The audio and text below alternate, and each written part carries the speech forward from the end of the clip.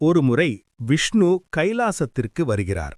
கைலாசத்தின் வாசலில் நந்திதேவர் கம்பீரத்துடன் இருந்தார்.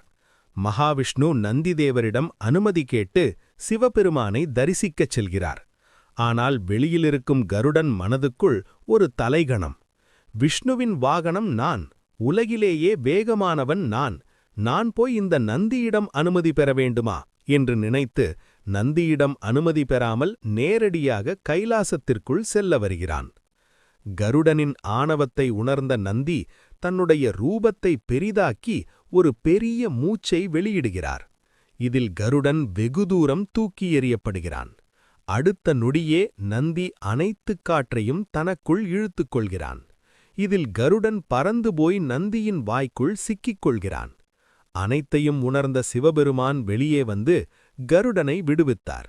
மற்றும் இவ்வுலகில் யாரும் உயர்ந்தவரோ தாழ்ந்தவரோ இல்லை, அனைவரும் சமம் என்பதை சிவபெருமான் கருடனுக்கு உணர்த்தினார்.